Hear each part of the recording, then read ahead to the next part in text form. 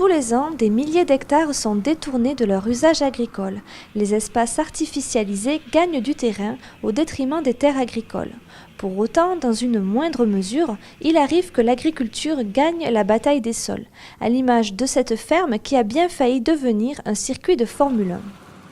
C'est une ferme qui a failli disparaître il y a quelques années, dans le sens où il y avait un projet de circuit de Formule 1 qui aurait dû reprendre la totalité de la surface de la ferme qui faisait à peu près 180 hectares. À cette époque, le projet a suscité beaucoup de débats. Pendant 2 ans, les terres n'ont plus été exploitées. Donc on est sur une ferme qui est relativement enclavée. On a donc à l'est la ville des Mureaux, au sud on a la voie de chemin de fer et plus une zone d'activité industrielle.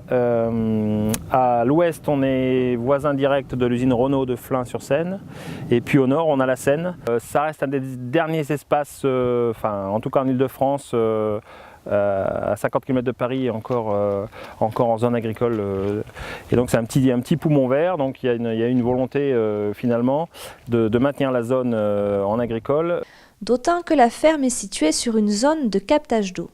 Donc ici derrière moi vous avez un forage, donc une zone donc protégée qui est grillagée avec au centre la cabane de forage. L'usine de traitement de l'eau va pomper dans la nappe phréatique et envoyer cette eau vers l'usine de traitement pour faire de l'eau potable.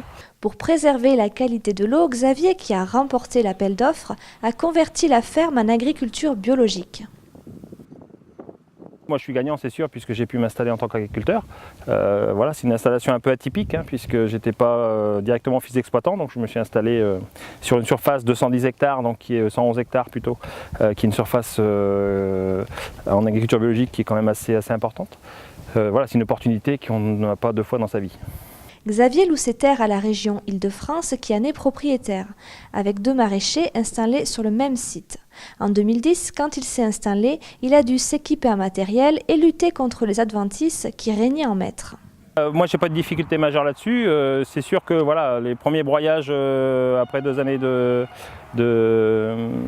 friche font qu'on a quand même beaucoup de graines. Mais aujourd'hui, on a quasiment fait 7 années de rotation sur l'exploitation et on est à peu près venu à bout des principales adventices que l'on avait au départ. Aujourd'hui, Xavier coule des jours heureux sans perdre de vue que ces terres ne sont pas sanctuarisées. Pour l'instant, voilà, les Formule 1 sont au garage et on ne voit passer que des tracteurs sur les chemins de la ferme. La seule problématique qu'on peut avoir éventuellement, c'est qu'il y ait un voisin industriel qui décide un jour de monter un projet d'extension, a besoin de surface, et donc souvent les surfaces agricoles sont les premières visées parce qu'elles sont globalement à des prix très attractifs par rapport aux fonciers non agricoles, quoi.